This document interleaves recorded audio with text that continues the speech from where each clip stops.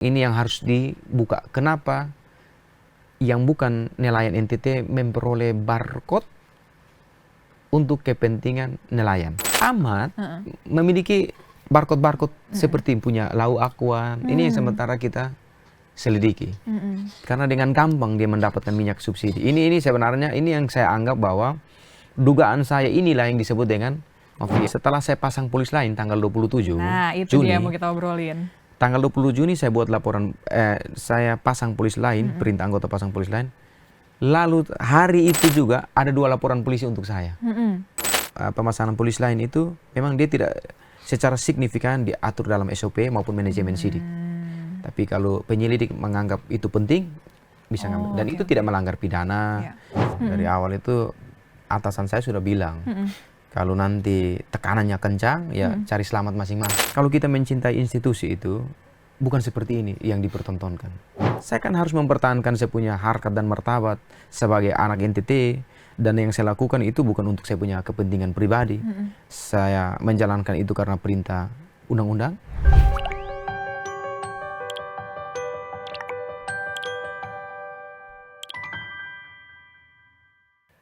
Halo Tribuners, saya Apvia Tio Konibili. Tribuners, sosok yang akan ngobrol dengan kita saat ini merupakan seorang polisi yang terkena sanksi pemberhentian tidak dengan hormat PTDH atau dipecat karena mengungkap kasus mafia BBM. Beliau adalah Ibda Rudi Soik yang dikenakan sanksi PTDH oleh Polda NTT usai mengungkap kasus mafia BBM. Saat ini Ibda Rudi sedang berada di Jakarta karena ada sejumlah agenda terkait dengan meminta perlindungan karena Ibda Rudi maupun keluarganya mengalami intimidasi terkait dengan kasus ini. Langsung saja kita sapa Tribuners Ibda Rudi dan juga tim dari kuasa hukumnya Bapak Ferdi Maktain. Selamat siang Bapak-Bapak semuanya. Terima kasih waktunya nih dari rangkaian agenda di Jakarta yang banyak. Kemarin saya sudah baca beritanya datang ke Komnas HAM, kemudian ke LPSK juga meminta perlindungan. Hari ini menyempatkan untuk kita ngobrol di Tribun News. Ibda Rudi ini kita tahu sebelumnya, sebelum dicopot, itu jabatannya sebagai Kepala Urusan Pembinaan Operasi KBO Satreskrim Polres Kopang Kota. Kemudian menangani kasus mafia BBM ini ya, Bang. Oke, saya panggil Abang aja. Ini gimana Bang awalnya Bang sampai akhirnya terungkaplah mafia BBM ini Bang? Jadi memang ada beberapa pro dan kontra. Katanya tidak ada kasus niaga BBM ilegal, kan tidak ada. Tapi di momen ini saya bicara. Jadi bermula itu ketika saya mendapatkan pelaporan dari anggota saya sendiri yang saya tidak sebutkan nama mereka. Kalau disebut nanti bisa kena mutasi juga. Lalu dari masyarakat, dari masyarakat terkait kelangkaan di pusaran nelayan. Ya, di Kota Kupang itu dia dikelilingi oleh laut yang mata pencarian masyarakat itu di nelayan. Lalu saya mendapatkan informasi itu, saya melaporkan kepada Pak Kapolresta. Saya melaporkan kepada Kapolresta, Pak Kapolresta bilang selidiki. Itu perintahnya beliau. Selidiki, lalu libatkan semua perwira. Beliau sampaikan libatkan semua perwira. Sekitar bulan apa itu? Juni, sekitar tanggal 15, ya tanggal 15 Juni. Itu awal-awal saya berdiskusi dengan beliau. Saya dengan Kasat CRC selanjutnya, tanggal 22 itu saya didatangi oleh salah satu anggota lah di Polda NTT yang bertugas di bidang reserse. Jadi dia sampaikan ke saya, Abang, kalau nanti nangkap minyak, dampaknya ke Krimsus. Itu tanggal 22. Lalu atas peristiwa itu saya melaporkan kepada Kapolres dan Kasat CRC. Saya melaporkan, lalu Kapolres bilang, Ruth, tegak lurus aja. Pokoknya kamu tegak lurus aja. Nanti kalau ada yang hubungi, saya yang jelaskan. Pada tanggal 22 itu langsung saya perintahkan anggota lewat grup. Saya perintah Kapolresta tangkap BBM ilegal. Itu perintah saya. Berlanjut sampai ke tanggal 24, masih saya perintahkan. Dan Kasat juga di situ, Kasat Monitor. tangkap. Perintahnya dalam minggu ini harus tangkap. Lalu tanggal 25 itu kami bergerak. Tapi dari 15 sampai tanggal, kita sudah mendapatkan berbagai informasi siapa itu. Nah, ternyata yang main ini pemain-pemain lama. Yang mulai nimbun ini adalah pemain-pemain lama yang sudah kita sudah tahu latar belakang mereka seperti apa. Kita sudah tahu semua. Lalu tanggal 25 pagi saya perintahkan anggota semua kumpul.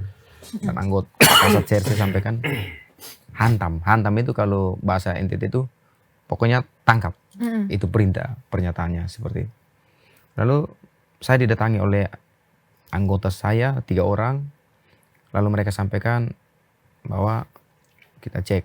Pokoknya intinya dari percakapan itu cek. Jangan sampai uang ini masuk ke atas gitu. Makanya ke bos kita. Lalu saya bilang, saya ini langsung bicara dengan Kapolres.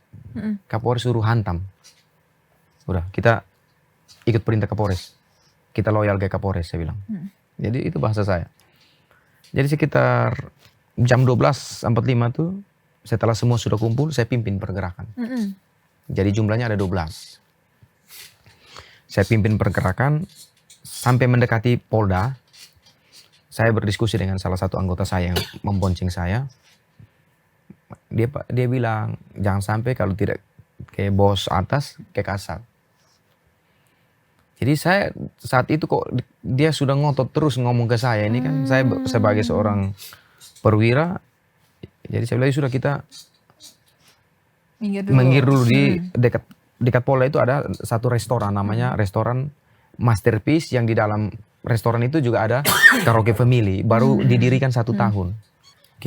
Jadi saya minta untuk menepi di restoran Masterpiece, yang tempat itu kita tahu bahwa sering digunakan oleh ibu-ibu Bayangkari ketika habis kegiatan, makannya di situ itu sering, dan saya beberapa kali saya layani karena itu masuk wilayah hukum Kupang Kota. Saya layani. Jadi saya suruh menepi ke situ untuk saya konfirmasi ke Kasat. Jadi setelah menepi saya hubungi Pak Kasat. Dan ini saya kasih informasi terkait minyak ini. Saya bahasa ke beliau begitu. Dia bilang anggota ada dengan saya sudah bergerak. Dia sudah. Nanti tunggu di situ, saya merapat. Beliau akan datang ke tempat situ sekalian kita makan siang dan Anef, kita bicara di situ. Itu beliau punya sampaikan. Lalu karena saya sedikit menunggu, salah satu anggota saya bilang begini, yang dari 11 orang itu. Sudah, Komandan, saya yang pimpin anggota ke tempatnya Ahmad, Komandan menunggu Pak Kasat di sini. Karena kita berpikir kalau takutnya kita hantam, kenanya di Kasat. Ini saya harus buka ke publik. Ceritanya ini mau agenda penyelamatan lah. Saya takutnya saya harus pastikan. Saya pastikan. Karena ini kan bahaya sekali kalau ini ada penegakan seperti ini. Ini ada nanti konflik kepentingan. Berdampak kepada konflik kepentingan. Maka kita harus pastikan. Lalu saya menunggu anggota ini bergerak. Dia membawa 11 anggota itu bergerak ke sana. Pak Kasat juga sampaikan tunggu beliau akan datang. Karena saya menunggu cukup lumayan sekitar 15 sampai berapa menit gitu. Tunggu kedatangan anggota balik, Kasat datang. Saya duduk di resepsionis itu. Saya lihat junior saya ada buat story gitu. Jadi saya bilang, abang lagi makan di Masterpiece dekat Polda itu. Dekat Polda, kan dekat aja jalan kaki. Oh, dan siap bang, ini abang ada makan, nanti kalau apa gabung. Gabung. Jadi karena mereka ini akrab sama saya. 2 junior saya ini kan satu baru habis perwira. Junior saya pas. Jadi saya nanti ajak dengan si yang satu junior saya yang baru lulus, ajak berdua datang. Jadi sudah, setelah saya menunggu saya karena mereka saya suruh karyawan di situ siapkan restoran di lantai 2-nya. Tapi yang di itu tuh sampai kan belum bisa karena AC-nya masih apalah diperbaiki atau apalah kira-kira percakapan. Ada semua sistemnya. Kemudian bilang kalau Pak mau di VIP tempat biasa ya, maksudnya Ibu Bayangkari yang sering di VIP. Jadi sudah di VIP Nah di VIP itu kan dia punya meja makan itu panjang dan ada dia punya TV layar yang musik itu kayak gini. Nah di dia punya meja itu kan ada makanan, kacang, minuman tuh dia ada kayak gitu, ada kotak-kotak gitu. Nah, dia ada kotak-kotak kayak gitu. Jadi sudah setelah itu kami masuk, saya pesan nasi goreng untuk makan, saya pesan pakai nama Polres Kupang Kota. Saya pesannya pakai nama Polres Kupang Kota. Dicatat dalam nota pesanan Polres Kupang Kota karena anggota. Ya sudah. Berapa menit kemudian itu saya 2 junior itu sudah masuk di VVIP karena mereka bilang kita tidak bisa lama karena mau antar anak les. Tidak bisa lama, Bang. Kita tidak bisa lama. Kita makan habis itu. Akan saya pikir makan aja cepat aja. Jadi berapa menit kemudian Pak Kasat CRC itu datang bersama anggota. Lalu Pak Kasat masuk, dia muter, dia jalan muter lagi, dia masuk di meja ujung itu, dia mungkin apa, dia ambil minuman, dia buka, dia minum. Pokoknya ada minuman di situ. Dia bilang, Ruth, pesan nasi goreng. Jadi sudah pas pesan, anggota ada berapa datang gitu. Saya pikir mau gabung sama kita, ya sudah. Saya pikir udah clear, tapi yang datang itu teman-teman dari, ada 1 orang yang senior teman dengan saya, baik juga. Dengan saya hubungan baik. Senior saya pas dari ICP. Sudah clear, tapi saya perasaannya tidak enak, jadi saya keluar. Saya lalu tanya anggota, kenapa kalian tidak masuk? 11 anggota ini di parkiran motor. Saya tanya kenapa kalian tidak masuk? Disuruh pulang, tidak boleh masuk oleh oknum yang merupakan teman Ahmad Ansar ini. Suruh pulang. Jadi langsung saya WA anggota itu. Kenapa kamu ini apa? Dia bilang, oh saya waktu itu saya sampaikan mereka berkerumun di situ. Ini yang saya interpretasikan bahasanya gitu. Lalu saya karena mau katakan bahwa provos mau datang, maka saya suruh pulang. Padahal waktu itu tidak ada provos. Provos yang berpakaian dinas itu tidak ada itu. Oh jadi atas situasi itu tanggal 25 Juni 2022 setelah saya memimpin mau pergerakan itu. Jadi sudah, saya lapor Pak Kapolres. Oh, Kapolres. Bapak, ada kejadian ini. Lalu beliau sampaikan, saya keep ya pernyataan beliau. Saya keep, saya enggak usah ngomong. Jadi beliau menyatakan bla bla bla begitu. Lalu oke. Tapi karena beliau tidak ada perintah suruh menghentikan proses penyidikan, kita terus berlanjut. Tanggal 26, saya pastikan memang betul dia main minyak, dia cara membeli minyaknya seperti apa, dia terkoneksi dengan siapa-siapa, itu pada klop di hari. Dan saya mendapatkan data, dia punya kontribusi ke anggota saya yang saya pimpin itu. Oh, bawaan saya yang Bang saya pimpin, Rudy. ya. Ada aliran dana ke situ. Tapi dia bukan yang boncengin abang tadi kan? Bukan. Tapi kita lalu. Tapi saya pikir ya tetap selagi Kapolres belum perintah henti ya kita jalan. Saya konfirmasi ke dia, benar tanggal 27 saya memimpin anggota langsung ke tempatnya Ahmad. Oke. Saya konfirmasi, benar kamu pernah begini, kamu punya izin, tidak punya semua, tidak punya semua. Lalu punya izin kapal. Awalnya dia bilang iya punya, tapi kan Bang, ini belum dijelasin nih, si tokoh Ahmad ini permainan dia seperti apa, Bang? Jadi Ahmad ini saya gambarkan dia, profiling dia tentang siapa dia. Dia ini sudah sering bermasalah hukum di masalah niaga BBM. Pertama dia pernah ditangkap oleh Polres Kupang Kota itu. Dia menampung minyak ilegal 6 ton dan membawa dia dalam penjara. Yang kedua, dia ini pernah ditangkap juga oleh Polda NTT, Sabara Polda NTT. Lalu di situ dia terjadi penyuapan ke anggota Sabara Polda NTT. Terkait minyak juga. Minyak dia kasih 30 juta. Lalu anggota ini ditangkap oleh si oknum Paminal ini. Tetapi Ahmadnya enggak? Ahmadnya dilepas. Anggota yang diproses. Nah, dengan dalil? Enggak tahu, ini yang kita tahu. Makanya kita waktu fakta penyelidikan kita tahu bahwa anggota oknum Propam ini dengan Ahmad ini punya hubungan baik. Ya karena anggota diproses, Ahmad yang melakukan pidana tidak diproses. Itu 2. Yang ketiga, Ahmad pernah sekitar tahun 2023 ya, atau 2022 itu dia diperiksa terkait dapatnya minyak di perbatasan Timor Leste yang bersumber dari gudangnya Ahmad. Oh, sampai ke luar Timor negeri Leste, ya? Oh. ya. Itu profil ada datanya. Jadi itu kira-kira track record Ahmad. Lalu dia juga pernah Si pemain lama. Ya, dia pemain lama.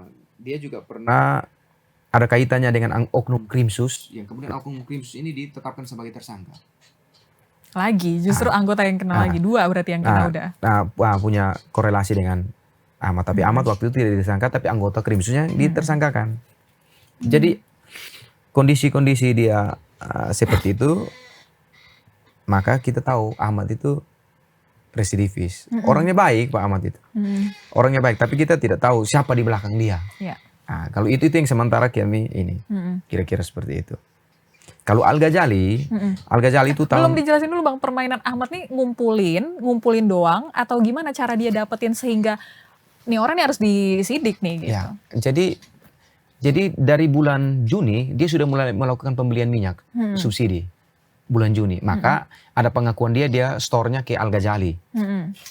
Nah, bagaimana dia memperoleh minyak subsidi? Karena di nosel SPBU itu, Mbak, kalau ndak ada barcode, minyaknya ndak bisa keluar. Ditekan gini ndak bisa keluar. Ini untuk wilayah Kupang ini ya? Iya, di mana saja. Kalau ndak ada barcode ndak bisa. Khusus ya solar subsidi. Solar Dia subsidi. harus berdasarkan barcode. Nah, itu kan untuk usaha-usaha mikro, ekonomi kerakyatan untuk itu tuh. Jadi seperti itu, dan kami sudah sering nangkap minyak, jadi udah tahu pola ini. Lalu setelah kita selidiki lanjut kan ternyata ada nama Lau Akuan. Di mana Lau Akuan itu pengusaha Cilacap yang mendapatkan kuota minyak itu paling besar yang menurut penyelidikan atau informasi yang kami dapat sesuai barcode yang kami sementara pegang. Jadi Lau Akuan itu memiliki belasan kapal, tetapi yang kami dapat dia memiliki 4 barcode dengan kuota tuh per harinya bisa sampai 5 ton, 4-5 ton. Nah, ini yang menjadi saya bilang ini yang harus dibuka. Kenapa yang bukan nelayan NTT memperoleh barcode untuk kepentingan nelayan? Kan dia mendapatkan barcode untuk minyak subsidi, kepentingannya untuk nelayan. Tetapi kan dia ini kita ketahui bukan nelayan. Di dalam peraturan tentang perikanan itu kan harus kalau usaha-usaha mikro itu dia semacam penggabungan beberapa nelayan baru diberi rekomendasi untuk kegiatan nelayan gitu. Beliau ini dia untuk operasinya pengusaha kapal aja gitu, bukan nelayan? Dia bukan nelayan. Termasuk Ahmad pun nggak dapat. Ahmad memiliki barcode-barcode seperti punya Lau Akuan. Ini yang sementara kita selidiki. Karena dengan gampang dia mendapatkan minyak subsidi. Ini sebenarnya ini yang saya anggap bahwa dugaan saya inilah yang disebut dengan mafia. Bukan masalah ada minyak 1 jergen, ada minyak 1 drum, tapi cara niaga. Bagaimana dia membeli minyak dengan cara yang benar ataukah tidak. Ini yang harus kita selidiki. Kan begitu. Gitu. Oke. Kemudian dari Ahmad ini, dari pengakuan Ahmad dia memberikan minyak-minyak yang dia tampung itu ke Al-Ghazali. Iya, 2 kali dia bilang. Makanya nah setelah Al-Ghazali ini, kita juga tahu Al-Ghazali ini juga pernah saya tangkap salah satu temannya Al-Ghazali. Di situ kan ada transaksi uang Al-Ghazali dengan si orang yang saya tangkap itu. Tapi dalam proses penyidikan itu saya tidak dimasukkan di dalam sprint. Itu kalau diusut kembali bisa kebuka lagi korelasinya. Oke. Berarti sekarang ini yang diusut terpaksa berhenti. Ya. Kasus ini, pengungkapan mafia BBM ini dengan Abang diberhentikan juga. Ya, saya diberhentikan ini perlu saya garis bawahi setelah saya pasang polis lain tanggal 27 Nah, itu Juni. dia yang mau kita obrolin. Tanggal 20 Juni saya buat laporan, saya pasang polis lain, perintah anggota pasang polis lain. Lalu hari itu juga ada 2 laporan polisi untuk saya. tentang yang kejadian tanggal 25 itu katanya saya datang sama Polwan. Poluan loh. Kan dibangun tuh istri kami itu ada 15 orang. Ada 15 orang yang berada di situ. Itu CCTV nggak bisa bohong. Tapi yang saya lihat kan di salah satu televisi nasional tuh kelihatan gelap. Itu Mbak, itu tempatnya terang Mbak. Gitu. Ini perlu kan harus benar. Itu waktu itu siang hari dan tidak terbantahkan bahwa keberadaan saya di situ untuk makan siang. Itu tak terbantahkan dalam sidang. Gitu. Pesanan notanya makan, saya mengajak untuk makan, anggota datang untuk makan, kasat serse datang juga untuk makan. Jadi persesuaian itu jelas. Dan termasuk yang saya pesan di resepsionis untuk makan. Tapi saya dituduh berselingkuh, saya berkeroke, saya bersama istri orang. Kan narasi itu dibangun. Padahal ini nih semua polisi, tidak ada satu yang masyarakat sipil. Semua itu kami polisi, terdiri dari 3 poluan, 12 polisi laki-laki. Ya. Laporan kedua, tadi Abang ada 2 2. bilang. Laporan kedua, kan pemfitnaan katanya. Kan saya memberikan informasi, kedekatan Ahmad, yang tadi saya bilang, Ahmad punya kedekatan dengan oknum Propam ini, dengan Krimsus. Itu dilaporkan, kan harusnya Propam itu menyelidiki, bukan bagaimana memproses saya. Kok itu informasi saya sifatnya privat, saya dilaporkan pencemaran nama baik. Kan kapan saya bicara di ranah publik? Tidak pernah, kan sifatnya privat. Yang ketiga, ketika saya dimutasi, kan berapa minggu kemudian saya dan beberapa anggota saya itu dimutasi. Dari 2 laporan tadi, Abang mendapatkan mutasi akhirnya? Iya, mutasi. Saya dimutasi lagi. Saya dimutasi. Baru tanggal 18 Juli saya dimutasi. Lalu kan beberapa saat kemudian telegram itu fisiknya dikasih ke kita baru urus penghadapan. Fisik saya masih di Polres Kupang Kota. Saya sudah dikasih TK tanpa memberikan penghadapan ke saya. Biasanya penghadapan itu diberikan kepada saya. Saya membawa penghadapan ini ke Polda. Ini enggak, secara diam-diam penghadapan saya diantar ke. Lalu Abang dipanggil nih ke Polda? Dipanggil, kemudian dibuat laporan polisi, 3 hari enggak masuk kantor.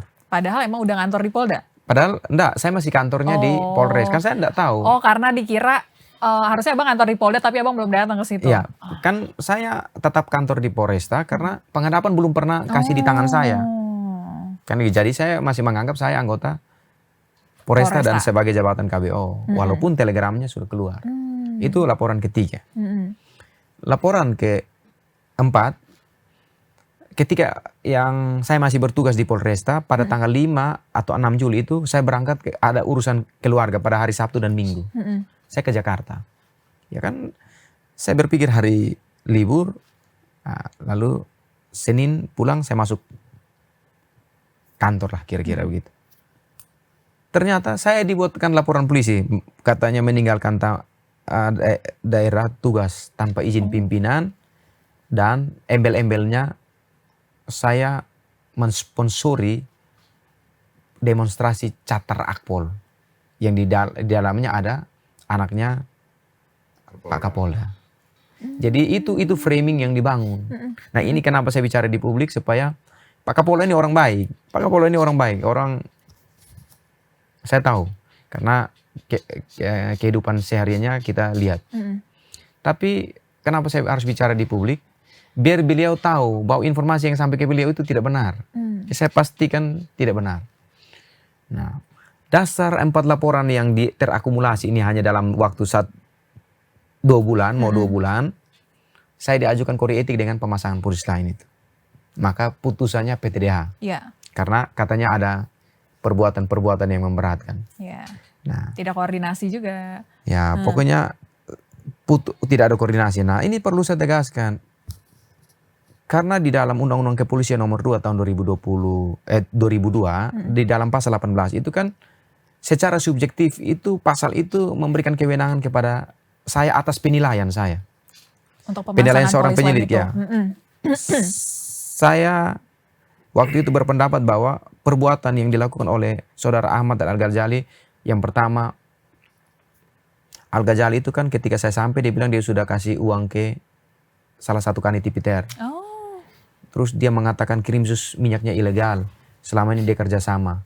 Lalu sebagai seorang polisi, apakah saya harus membiarkan hujatan atau itu kepada institusi?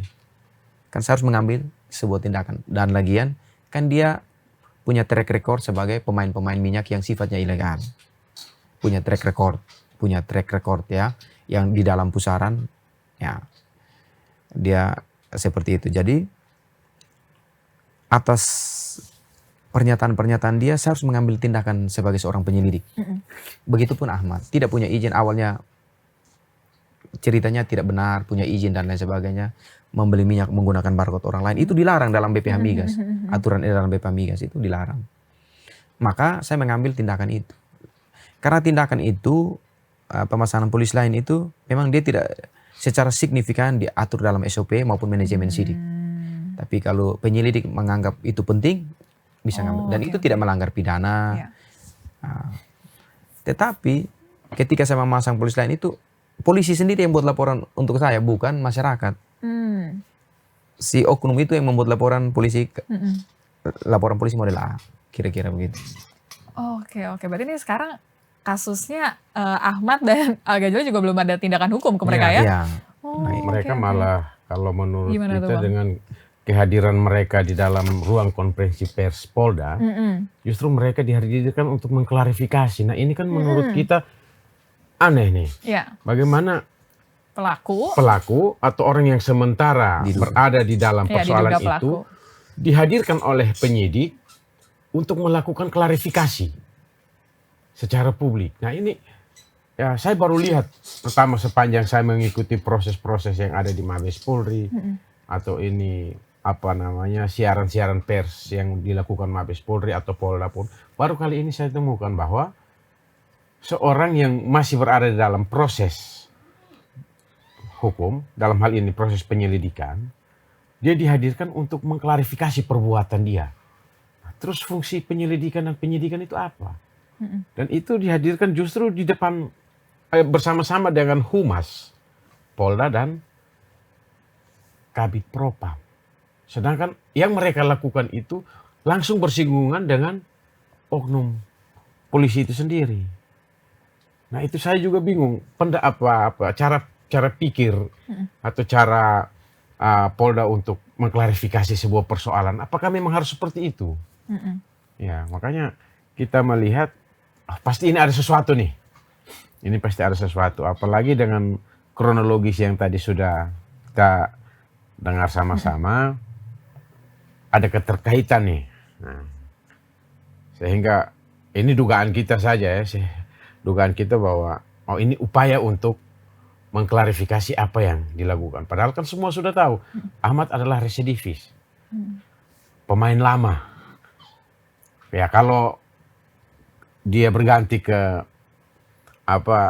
hal yang lain itu tidak masalah, tapi ini hal yang sama gitu. Makanya ada kecurigaan itu, kita sangat kuat dugaan kita itu. Oke, berarti untuk dari tindakan hukum pemberhentian tidak dengan hormat, ini langkah hukum seperti apa Bang yang sedang disiapkan atau sudah diambil gitu, informasi terbaru seperti apa? Informasi terbaru ya. Kita untuk penanganan lebih lanjut yang pasti kita melakukan pendampingan secara maksimal. Secara internal banding sudah diajukan. Banding sudah diajukan, proses banding itu kan proses formal kan, keberatan. Tetapi kita masih pesimis soal hasil banding ya. Karena yang kita lawan sekarang adalah Kapolda dan jajarannya. Lalu kemudian banding itu akan diperiksa oleh Kapolda dan jajarannya kan. Ini hal yang menurut kita yang penting bahwa kita masukkan saja dulu. Tapi untuk mendapat satu keputusan yang berkeadilan menurut saya itu sangat tipis. Mungkin ada tapi sangat tipis. Karena ya nggak mungkin lah saya sekarang marah-marah. Kak kan, lalu kemudian kakak memutuskan, saya tidak bersalah, itu kan nonsen menurut saya. Nah kemudian karena kita berpikir soal itu, kita coba mencari keadilan di tempat lain. Negara masih membuka lebar kesempatan untuk mencari keadilan. Makanya kita datang di LPSK. Kenapa kita datang di LPSK kan? Iya.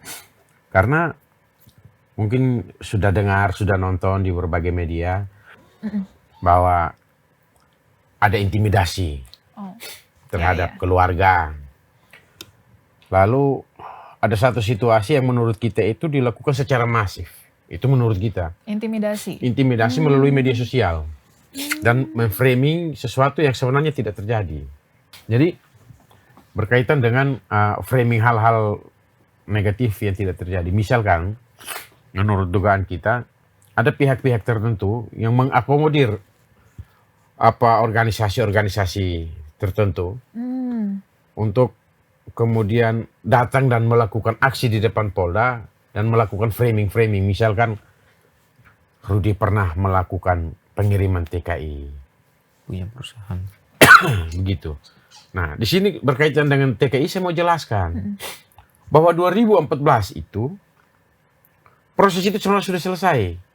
Yang namanya John Lim, satu pemain besar ya, kemudian ditangkap dan ada buku, satu buku yang kemudian di dalam situ ada tercatat nama Rudi.